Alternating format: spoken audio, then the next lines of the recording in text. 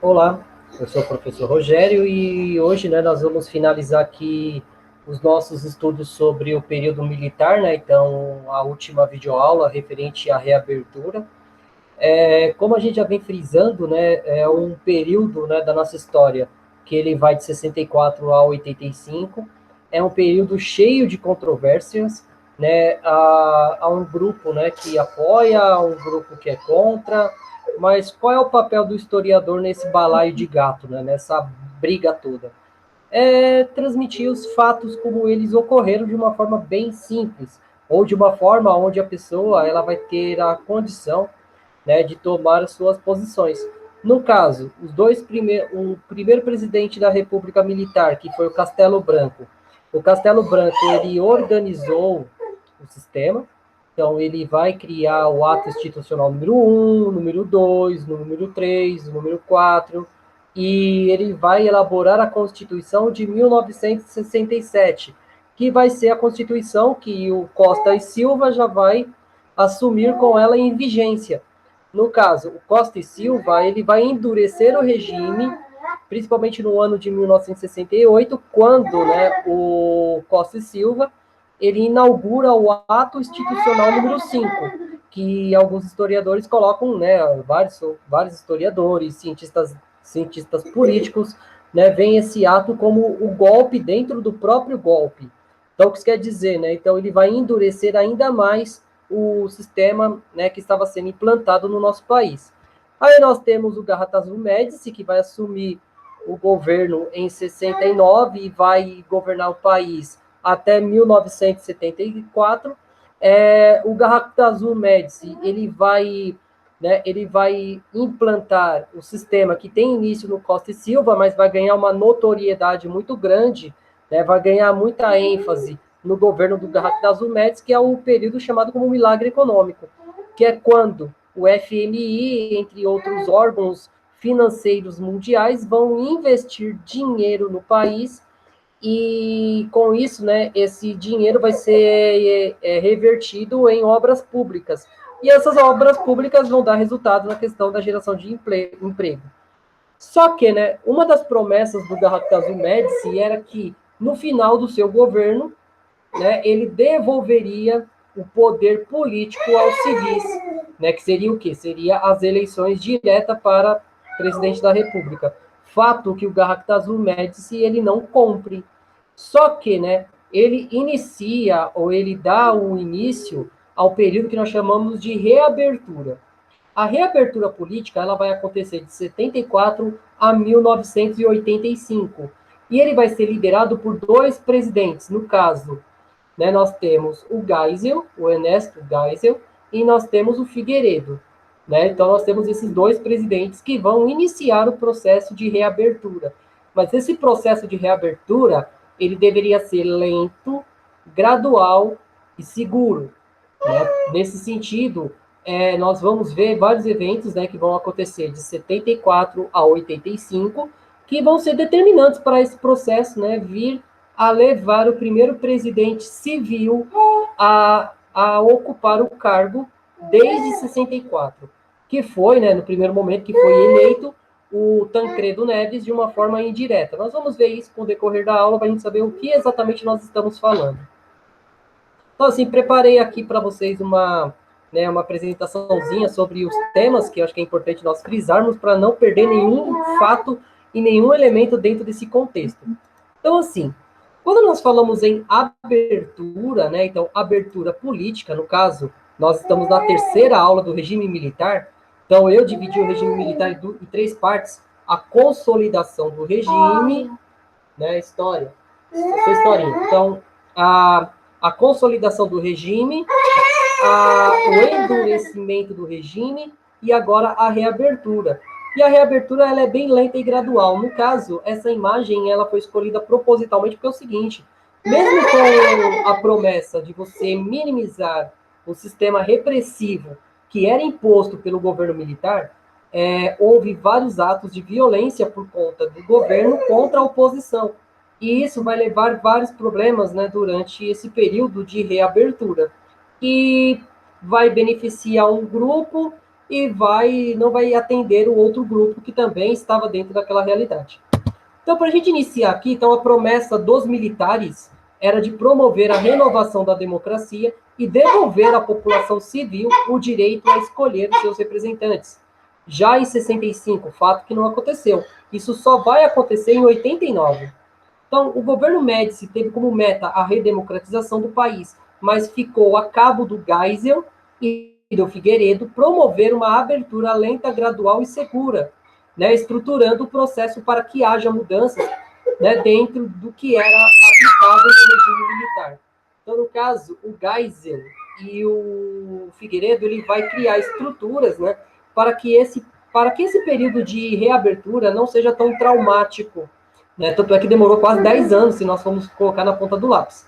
Então, os últimos dois presidentes militares foram marcados por diversos problemas econômicos, atos populares contra o regime, contando com as mais diversas ações de repressão contra a oposição, mas resultando, em 1985, o fim do período militar.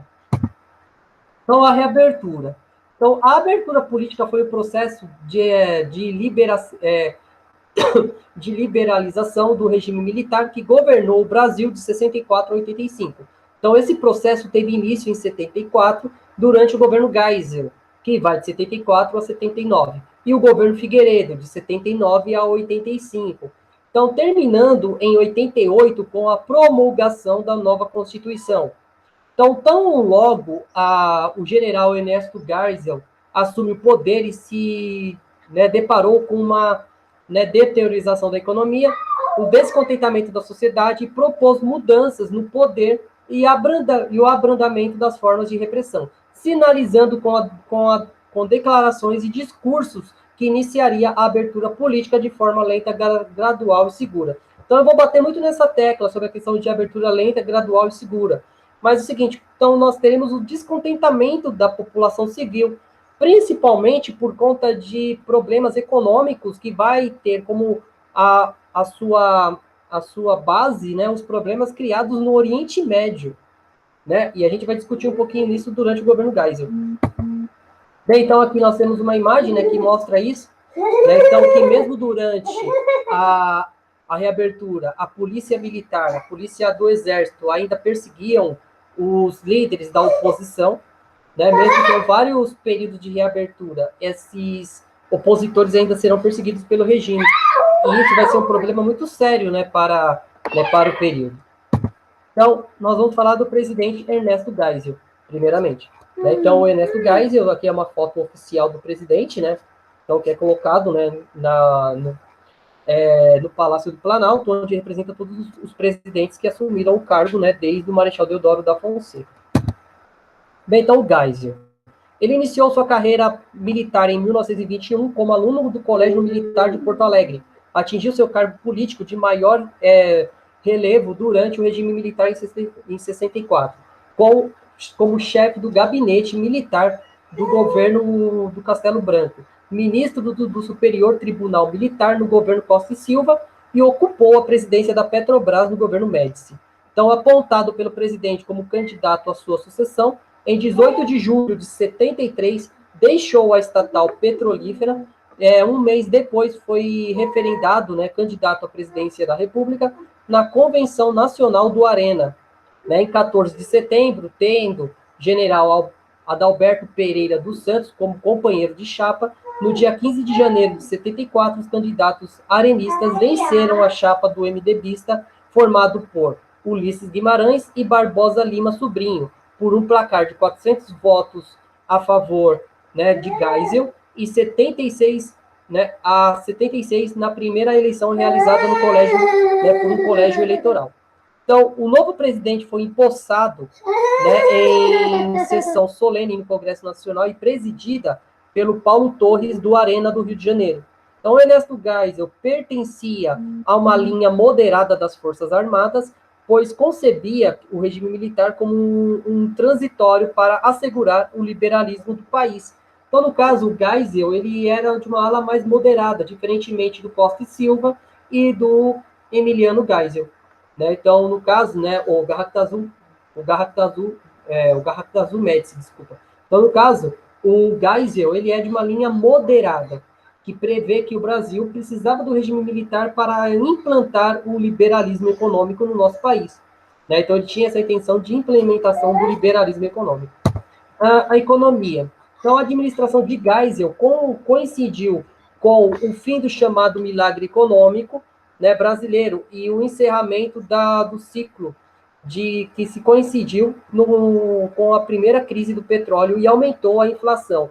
Quanto à dívida externa, né, para enfrentar as adversidades, o governo determinou a elaboração do Plano Nacional do Desenvolvimento, né, então, instituindo, né, o Programa Nacional Pró-Álcool, né, de modo a diversificar as matrizes energéticas no nosso país. Então, no caso do gás, ele tem início a uma crise, né, no petróleo mundial, que foi causada pela OPEP, que como uma contrapartida à não formação de um Estado islâmico na Palestina, eles vão diminuir a oferta, né, da produção de petróleo. E isso vai fazer com que o preço do petróleo suba de uma forma muito ampla, isso prejudicando a economia mundial. No caso, Estados Unidos, que dependia do petróleo como uma forma energética, né, ele vai fazer com que, né, os Estados Unidos deixe de financiar parte de seus aliados. E isso, né, vai fazer com que o Brasil desenvolva um produto novo, que é um produto chamado álcool, ou pró-álcool, que é a tentativa de substituição dos carros movidos a gasolina ou a diesel por carros e outros veículos movidos a álcool, a etanol. Então, nesse último caso, foi iniciada também a construção da usina hidrelétrica de Itaipu, né, em parceria com o Paraguai, e a assinatura do acordo de cooperação, na qual a Bolívia ofertaria gás ao Brasil em 74, e no ano seguinte foi firmado o acordo nuclear, né, com a então Alemanha Ocidental. No caso, né, esse sentido do Brasil iniciar o seu projeto nuclear também vai ter muitos problemas com os Estados Unidos. Né? Os Estados Unidos enxergava esse programa nuclear brasileiro com uma certa desconfiança. Então, mediante o aumento dos custos de vida e da inflação, os trabalhadores passaram a se organizar e a protestar com mais ênfase. E nisso, o movimento sindical na região do Grande ABC ganhou destaque, né, e projetou nacionalmente a figura do Luiz Inácio Lula da Silva.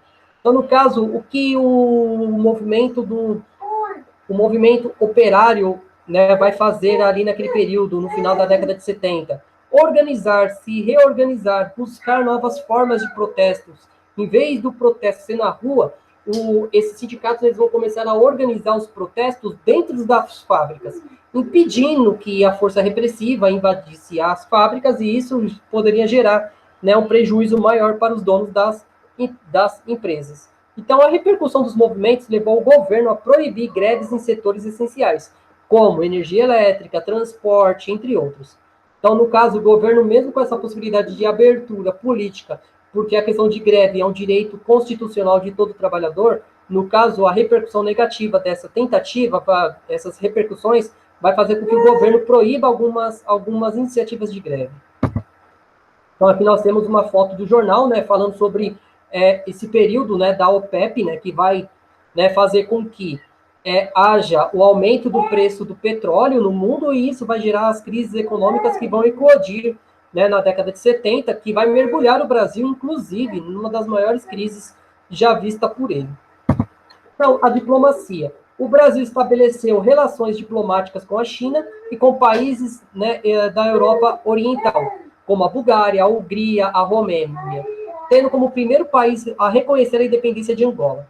Então, por outro lado, as relações com os Estados Unidos foram reduzidas a um nível mínimo durante a administração John Carter, que foi o 39º presidente dos Estados Unidos, mediante a denúncia de violação dos direitos humanos. Então, nós temos aí, nesse caso da diplomacia, né, um caso que entra para a história, que é a história da Zuzu Angel, do Stuart Angel, né, que foi um dos militantes que foi morto no regime militar durante o governo Geisel, e como ele era um cidadão americano também, né, no caso o Stuart, ele é filho da Angel, né, da Zuzu Angel, que era uma brasileira, uma estilista brasileira, e com um personagem, né, com um americano. Com isso, ele tinha nacionalidade americana também.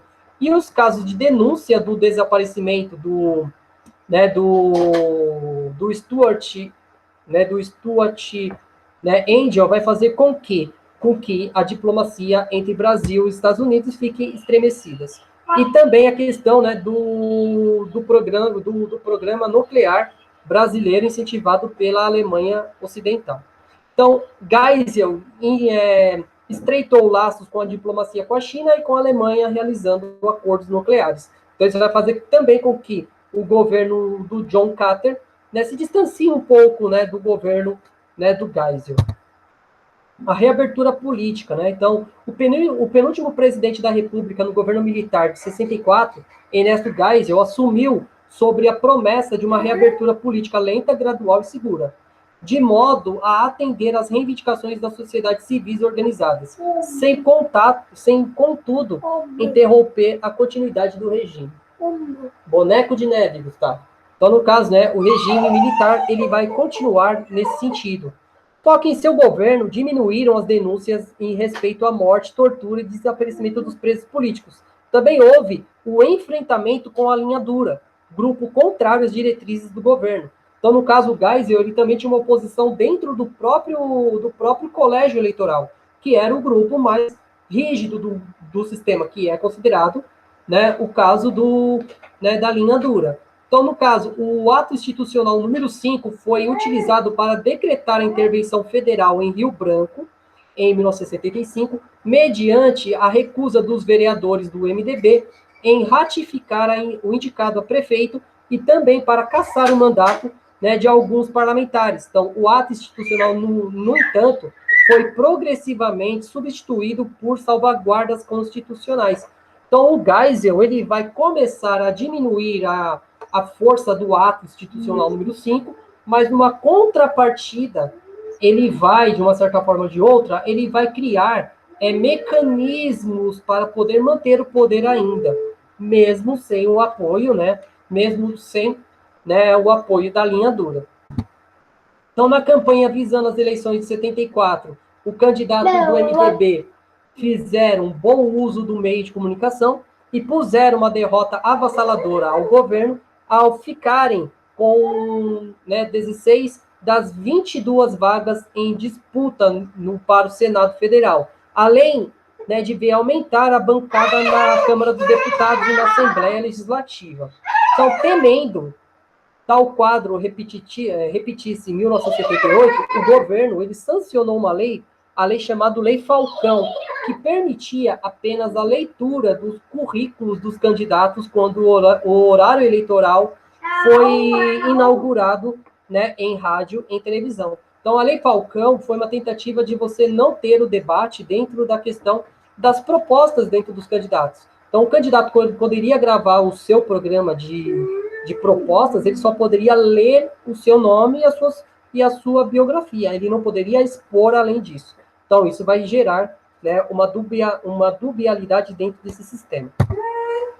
Então, nós temos uma charge aí do Ziraldo, falando sobre isso. Então, não abra a boca. Deve ser um comercial da Lei Falcão. Então, tem todas essas questões aí, de mesmo sendo um período ainda de reabertura, ainda tem essa proposta, ainda de repressão à mídia. Bem, então, outra medida tomada para impedir os novos revés do Arena aconteceu na ortogação, na imposição do pacote de 8 de abril de 77, cujo o receituário incluía o aumento do mandato do presidente para 5 anos, de 5 para 6 anos, e a criação do Senado, do senador biônico, e a manutenção das eleições indiretas para governadores, para prefeitos, e aumentando a bancada de deputados federais nos estados onde o governo era a maioria. Então, no caso, o governo ele vai criar sistemas para manter sua legitimidade. A criação desse senador biônico, esse senador biônico ele era escolhido pelo próprio presidente para ocupar o cargo. Então, isso vai fazer com que esse senador ele continuasse apoiando de uma forma direta o regime. Então, tais medidas geraram críticas da oposição ao garantir a eleição do general João Figueiredo como sucessor de Ernesto Geisel em 15 de outubro de 78. Em 31 de dezembro, o ato institucional número 5 foi revogado. Né? Então, nós temos aqui também a repressão do Geisel. Então, mesmo nesse processo de abertura, né, de reabertura, nós temos um processo de repressão. No caso, né, no meio desse contexto todo, nós temos a morte do jornalista Vladimir Zorg, né, e do operário Manuel Fiel Filho, no departamento do DOI-CODE, né, também conhecido como DOPS, paulistano. Então, em outubro de 1975, em janeiro de 76, o episódio culminaram com a troca do general Silvio Frota pelo general Fernando Belfort, né, então, no caso, o ministro da Guerra. Então, devido à crítica do chamado alto comando das Forças Armadas ao Comando Geral do Sistema Nacional de Informações, né, o SNI, por deixar que comunistas infiltrados pudessem queimar arquivos nas dependências dos órgãos regionais, nas palavras do general Figueiredo, que era o comandante, né, daquele momento, comandante de segurança. E, no caso, né, tanto os aspectos termos médicos como da segurança mesmo permitia que os comunistas ou nazistas queimassem os arquivos da polícia. Então, no caso, né, vão se gerar um movimento que vai acusar os movimentos opositores de destruir documentos, né? Só que isso nunca aconteceu. No caso, muito pouco a gente sabe do regime militar por conta do contrário. Então, no caso, também há o surgimento de cemitérios, né, cemitérios clandestinos, como de Perus, que já foi estudado por arqueólogos, né, que descobriram a ossada de centenas de pessoas ali no cemitério, né, de Perus, né, resultado do desaparecimento dessas pessoas. Né, no caso, em 75, houve a morte do diretor do jornalismo da cultura, que foi o Vladimir Zorg, que ele, né, no caso, o Vladimir Zorg, ele era um polonês, ele nasceu na Polônia, mas os seus pais, fugindo da Segunda Guerra Mundial, eles vieram para o Brasil. E ele, mesmo ele sendo um funcionário, então ele trabalhando, ele tendo uma carreira muito, muito concreta dentro do jornalismo do Brasil, né, ele foi morto, ele foi levado para esclarecimentos dentro do DOI-CODE, e ele foi acusado, né, de subversão, e depois, né, a notícia chega para sua esposa, que ele tinha se suicidado dentro dos porões do DOPS. Então, e com isso, né, fica bem claro que existia muita fraude dentro desse sistema. Tanto é que a foto que foi colocada dele, né, morto dentro da cela, foi ele de joelhos, né, e ele enforcado de joelhos. Então, isso era algo gritante. E, por outro lado, também o episódio, né, do operário, né, Manuel Fiel Filho, que foi morto pelo regime militar também nesse momento. Tanto é que a música O Bêbado e o Equilibrista, que foi lançada no final da década de 70, ele vai deixar bem claro, né? Eles não colocam o nome dos dois mortos pelo regime, mas ele coloca o nome das suas esposas, né? Choram Marias e Clarices. Né? Então, isso faz referência à morte desses dois, né? Dessas duas personalidades dentro desse final do regime militar. Então, aqui nós temos a foto do Vladimir Zorg, né, dentro dessa realidade aí né, uma foto que mostra, né, ele na sua área de atuação, que eu acho que é importante a gente frisar isso, né, que o Exorg, ele é um desses símbolos, né, desse movimento, né, que vai surgir depois da sua morte, né, que vai dar início ao processo, né, de luta pelo processo de diretas já. Aí nós temos também, né, a foto do operário Manuel Fiel Filho, né, que foi, né, um líder sindical, e por conta disso ele foi, né, levado para o DOPS, e ele foi torturado e morto dentro das suas dependências. Então, a medida que simbolizou uma vitória contra os setores ditos radicais das Forças Armadas, são outros assuntos da mesma situação, né, que vai criticado pelo Figueiredo, é igualmente inquietante, né, e grave, com as referências ao terrorismo. As grandes preocupações de Figueiredo foi a ocorrência do atentado à bomba, inclusive, né, a Associação Brasileira de Imprensa, Ordem dos Advogados e Centro Brasileiro de Análise e Planejamento, e a residência do jornalista Roberto Marinho. Então, durante o governo Geisel, houve a fusão do estado do Rio de Janeiro com o estado da Guanabara e a criação do estado do Mato Grosso do Sul. Então, no caso, né, tanto é que nós temos algumas referências, né, desse período também por conta de atentados à bomba, né, e uma música do Legião Urbana chamada Faroeste Caboclo, né, que o Renato Russo coloca, né, eu não boto bomba e banca de jornal. Então, por que ele faz essa referência? Porque existia um jornal que fugia da censura, Bibi, né, que foge da censura, que é o Pasquim. Então, as bancas de jornais que vendia esse jornal, né, que tinha a circulação dessa mídia, que era considerada uma mídia subversiva, ela sofreu atentado em bombas. Então, por isso que ele coloca, não bota bomba em banca de jornal, né, por conta desses fatos. Né? Então, a sociedade. Foi sancionado durante o governo Geisel o divórcio, né, que também vai fazer com que a comunidade religiosa seja um dos maiores, né, críticos, né, do governo Geisel também. Então, eles vão começar também a mexer com alguns atos, né, e com algumas coisas que interferiam na sociedade civil. No caso, a aprovação do divórcio, né, e a adoção, né, por conta dessa emenda, né, que foi defendida pelo Nelson Carneiro, né, durante anos. Então, só no dia 26 de dezembro de 77 houve a adoção dessa lei. E, né, por fim, o último presidente militar, o João Batista Figueiredo. Né, então, nós vamos falar um pouquinho dele aqui também. Bem, então, nascido na rua Safreire, né, no bairro Imperial de São Cristóvão, no Rio de Janeiro, era filho do general Euclides Figueiredo, comandante da Revolução Constituinte de 32. Então, Figueiredo estudou no Colégio Militar de Porto Alegre, na Escola Militar de Realengo, na Escola do Comando do Estado-Maior do Exército e na Escola Superior de Guerra. Ingressou na carreira política ao ser nomeado secretário-geral do Conselho Nacional de Segurança, então, do governo do presidente Jânio Quadros. Em 64, foi integrado ao movimento que culminou no golpe de 64, que depôs o então presidente João Goulart e iniciou o regime militar no Brasil.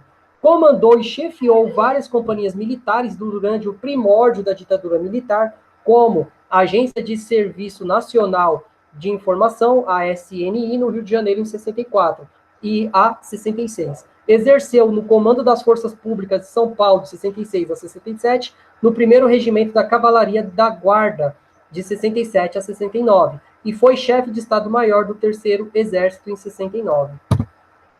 Então, a eleição. Então, apontando pelo Estado, né, pelo estadista Ernesto Geisel, né, como seu sucessor, em 31 de dezembro de 77, Figueiredo foi eleito né, como presidente da República pelo Colégio Eleitoral, no dia 15 de outubro de 78, como candidato do Arena, pelo resultado de 350 votos contra e 260 dados, né, 360 votos a favor, contra 260 ao general Euler Bentes Monteiro, do MDB. Então, vitorioso prometeu a mão estendida em conciliação, jurando fazer desse país uma democracia. No dia 28 de dezembro desse mesmo ano, foi condecorado com a Gran Cruz da Ordem Infante D, né, de Dom Henrique de Portugal.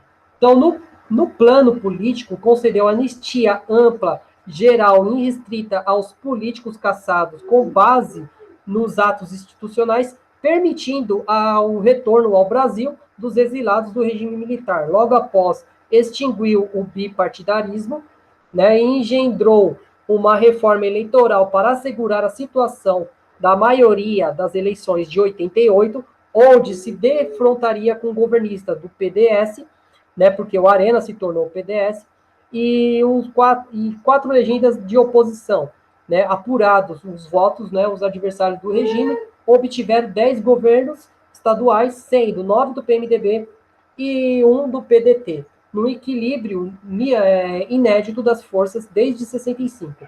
Então, no caso, o governo ele vai ter esse início de uma reabertura, né, as eleições para governador e para prefeito. Tanto é que uma das vitórias mais interessantes foi do Leonel Brizola, no Rio de Janeiro. Né? Então, o Leonel Brizola, que foi um dos líderes que colocou o João Goulart no poder, né, quando ele volta da China, ele vai ser eleito a prefeito, né, do Rio de Janeiro. Isso vai fazer com que, né, o governo militar acendesse a luz de alerta. Na economia. Então, como presidente, ele discursou na Assembleia Geral das Organizações Nacionais das Nações Unidas, criticando o altos juros impostos aos países subdesenvolvidos. Então, a gestão ficou marcada pelas graves crises econômicas que assolou o Brasil e o mundo com as altas taxas de juros internacionais e pelo segundo choque do petróleo de 79, né, que dispararia a inflação, que passou a ser de 45% ao ano, né, para 230% ao ano. Então, com a dívida externa cresceu no Brasil pela primeira vez e rompeu a marca de 100 bilhões de dólares. E o que revelou o governo a recorrer ao Fundo Monetário Internacional, o FMI, em 1982. No entanto, em seu último ano de governo, o país havia conseguido sair da recessão, né, com o Produto Interno Bruto, PIB, atingindo um crescimento superior a 7%. Então, as contas externas também encontraram, né, relativo equilíbrio ao final do seu governo, com uma explosão das exportações e aumento da dependência nacional do mercado externo, especialmente na área do petróleo, com o pró-álcool. Né? O pró-álcool é uma desses marcos, né, da década de 70 à década de 80. Mesmo controverso por conta da sua eficiência, mas isso facilitou, né, com certo afastamento da dependência do petróleo, né, vindo do Brasil. Então, implementou também o programa de incentivo à agricultura, né, que tinha como slogan "Plante com o João Garante". Né? Então, esse programa foi criado pelo ministro da Fazenda, Antônio Delfim Neto, e o ministro do Planejamento, né, no caso, né, o vice João Flávio, né, Pecora, que muitos pequenos agricultores quebraram por conta dos incentivos, que visavam modernizar a agricultura brasileira. Então, a agricultura, porém, foi realmente modernizada e o programa é grande responsável pelo Brasil atualmente sendo um dos maiores e melhores exportadores agrícolas do mundo. Então, o preço do feijão e do arroz, né, de outros alimentos básicos baixou consideravelmente. Né? Antes, esses eram considerados muito caros para a população mais pobre.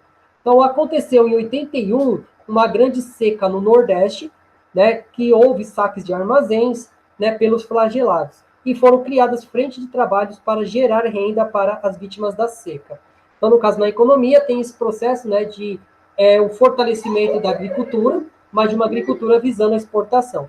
Então, isso também vai ser uma marca do final do regime militar. Também foi o autor do Programa de Habitação, né, do Brasil, um dos maiores, né, que construiu quase 3 milhões de casas populares, mais do que a soma de toda a história do Banco Nacional de Habitação, que posteriormente foi incorporada à Caixa Econômica Federal. Então, implantada pelo então ministro do Interior, Mário Andreasa. Então, no dia 22 de setembro de 81, ele foi agraciado pelo grande colar da Ordem Militar, né, de Santa Lago, né, da Espada de Portugal, e no dia 2 de julho de 91 foi agraciado pela Gran Cruz da Ordem Infante do Dom Henrique de Portugal. Então, ele tem essa proximidade, né, com essa questão de organização, né, política econômica, visando, né, lógico, né, fortalecer a imagem do seu governo. Bem, então, a lei da anistia, que foi colocada ali no começo. Então, a lei da anistia, ela foi denominada popularmente, né, com esse nome, mas ela tem o número de 6.683/79. Então, sancionada pelo presidente João Batista Figueiredo no dia 28 de agosto de 79, após uma ampla mobilização social, ainda durante o regime militar.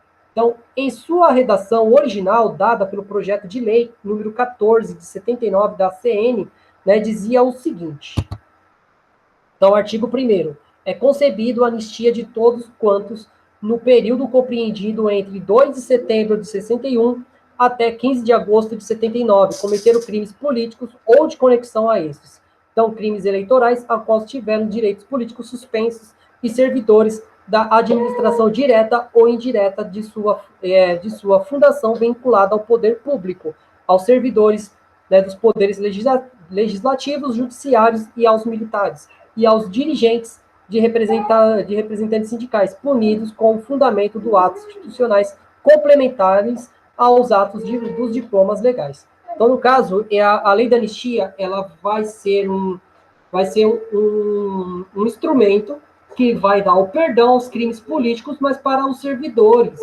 No caso, né, quem são esses servidores? Membros que tinham cargos eletivos, militares, policiais e administradores. Então, aqueles que eram partes das guerrilhas, entre outros, eles não tinham esse amparo da lei. Então, a lei ela vai ser muito questionada por conta dessa, né, dessa não abrangência entre todos os membros da sociedade. Então, no caso, a primeira metade dos anos de 70 surgiu o movimento feminista pela anistia, né, que foi liderado pela Terezinha Zerbini. Em 78 foi criado no Rio de Janeiro o Comitê Brasileiro pela Anistia, consagrando várias entidades sociais como sede da Associação Brasileira de Imprensa.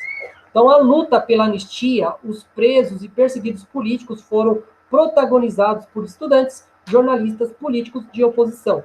No Brasil e no exterior foram formados comitês que reuniam filhos, mães, esposas e amigos de presos políticos para defender a anistia ampla, né, geral e irrestrita a todos os brasileiros exilados no período de repressão política.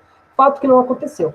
Então, em julho de 79, o governo do João Batista Figueiredo encaminhou ao Congresso Nacional o seu projeto, que atendia apenas parte dos interesses, né, porque excluía os condenados por atentados terroristas, assassinatos e segundo o seu artigo, favorecia também os militares e os responsáveis pela tortura. Então, no caso, se nós formos pensar de uma forma nítida, clara e sem nenhum estudo de caso ou sem nenhum viés político, então essa lei deveria atingir a todos. Então, aqueles que fossem acusados de atos terroristas deveriam ser presos todos, não apenas aqueles que não fossem servidores do Estado, né? No caso, as Forças Armadas, policiais, entre outras coisas.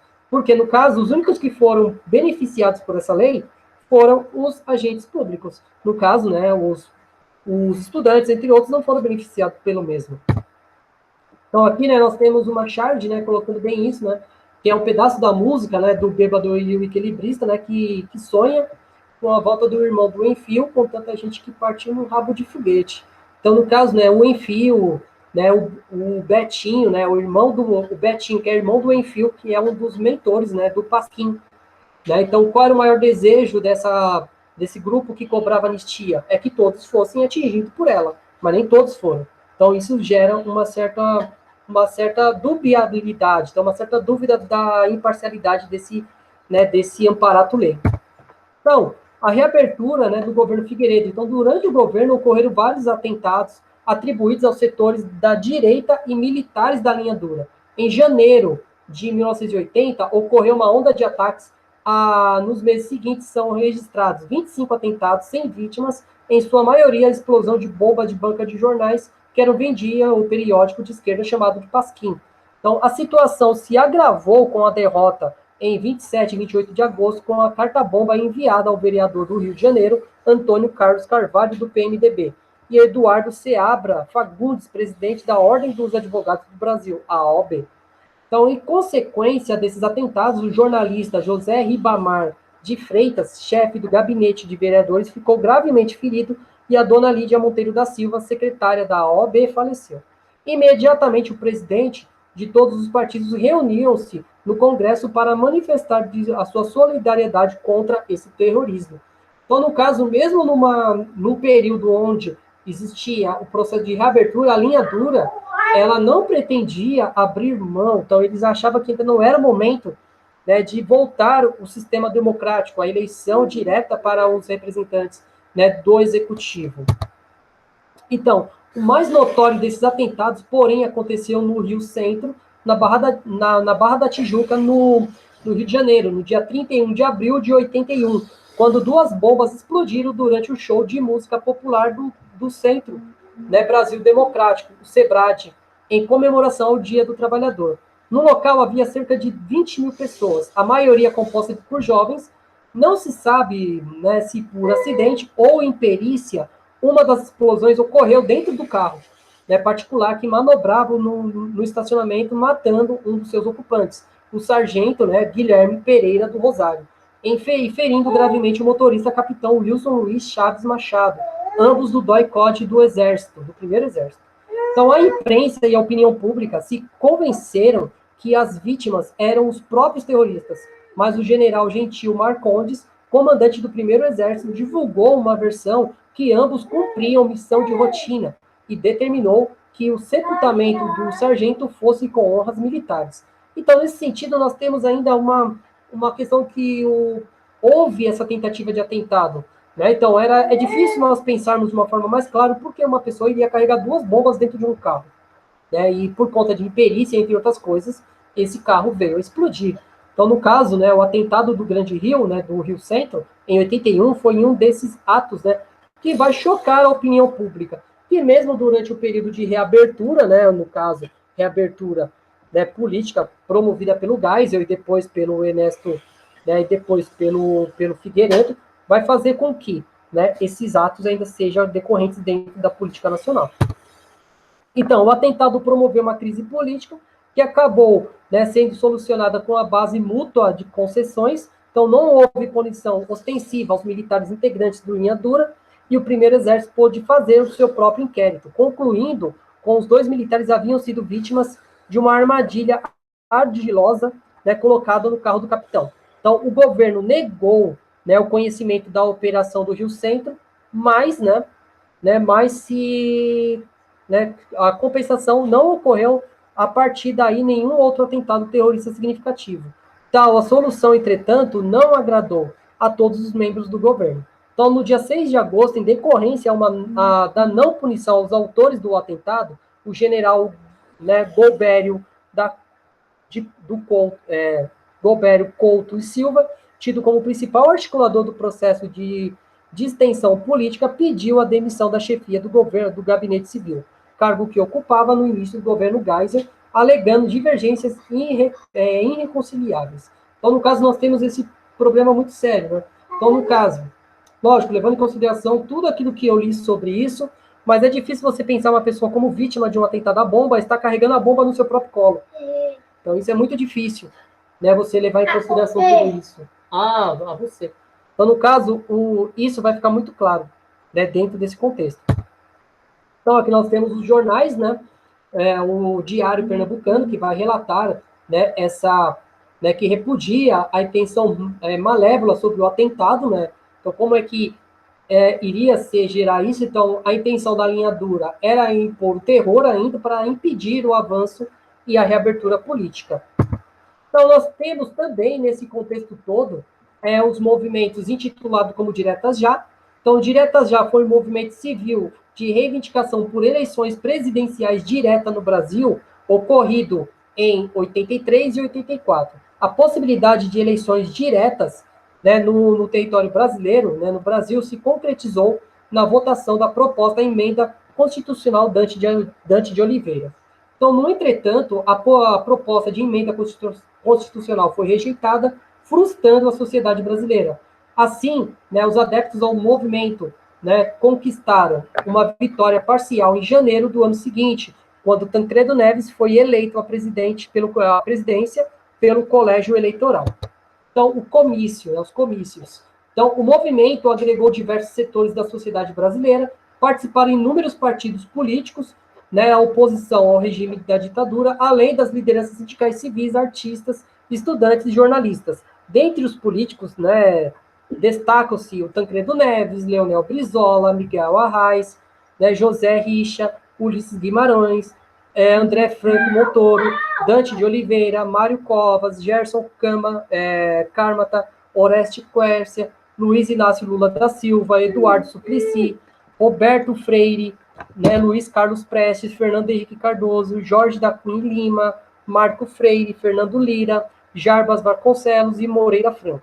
Dentre as personalidades em geral, destacam-se, né, o Heráclito Fotona Sobral e Pinto, Sócrates, jogador do Corinthians, Cristiane, né, Torlone, Mário Lago, né, Giofresco Garnieri, né, a Fafá de Belém, Chico Buarque, né, Taiguara, Bete Carvalho, Martinho da Vila, Osmar Santos, Juca Kifuri, entre outras. Tanto é que nós temos movimentos, né, parciais dentro desse movimento dos Direta Já.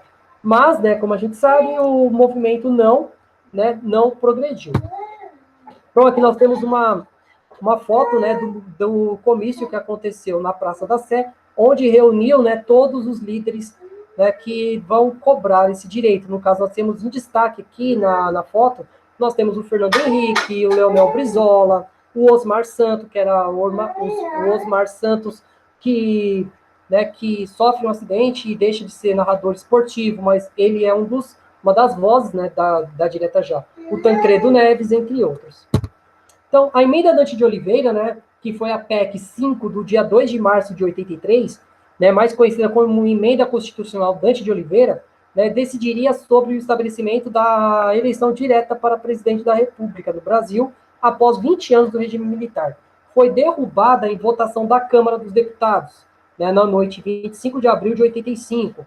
Houve 298 votos a favor, 65 contras, 13 ausências e 3 abstenções. Então, por ser uma emenda constitucional, seria necessária a aprovação de 2/3 da casa. Então, precisaria de 320 votos. Né? Com a derrota, né, por apenas 22 votos, a emenda nem sequer foi apreciada pelo Senado Federal. E assim terminou a mobilização causada pela campanha dos diretas já.